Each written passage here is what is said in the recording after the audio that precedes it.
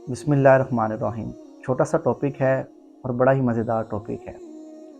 मफ़हूम हदीस है, आप सल्लल्लाहु अलैहि वसल्लम ने फरमाया कि दो लोग ऐसे हैं जो बड़े ही काबिल रश्क हैं। वो दो लोग कौन से हैं?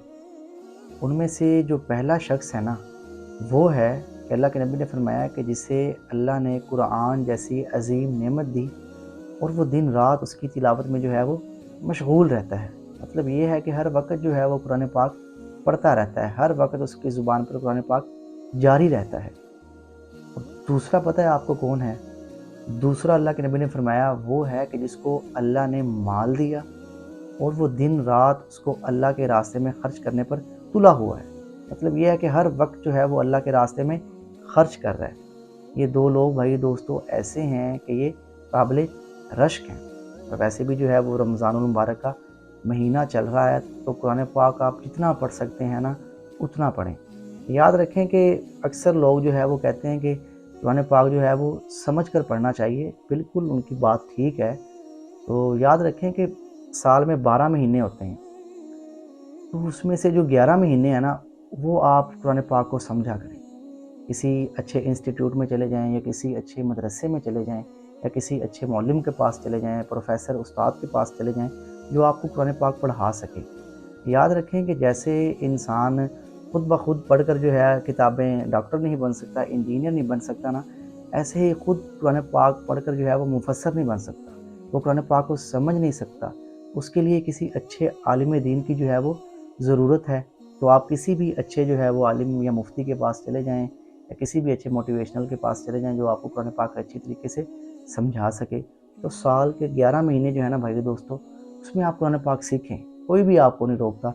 लेकिन जब रमज़ान मुबारक का महीना स्टार्ट हो जाए ना, तो बस फिर आँखें जो हैं वो आपकी कुरान पाक पर हों और बस फिर आप उसको पढ़ते जाएँ। तो जितनी दफ़ा भी ख़त्म होता है कुरान पाक उतनी दफ़ा ख़त्म करें। 1 दफ़ा कर सकते हैं 1 दफ़ा कर लें, 2 दफ़ा कर सकते हैं 2 दफ़ा कर लें या 3 दफ़ा कर सकते हैं 3 दफ़ा कर लें। बाकी जैसे आपकी हिम्मत है ना, उतना जो है वो आप कुरान पाक पढ़ें। याद रखें कि जब भी रमज़ान मुबारक का महीना आता ना, तो अल्लाह के नबी सबसे ज़्यादा जो है वो कुरान पाक पढ़ते थे। ये अल्लाह के नबी की सुन्नत है, अज़ीम सुन्नत है बल्कि। इसलिए इस सुन्नत को जो है वो भाइयों दोस्तों अपनी ज़िंदगी में लेकर आएँ। और जिस शख्स को अल्लाह ने जो है वो माल दिया है, तो वो अल्लाह के रास्ते में खर्च करे। और ख़ासकर रमज़ान का महीना चल रहा है, तो अल्लाह के नबी भी रमज़ान के महीने में बहुत ज़्यादा खर्च करते थे।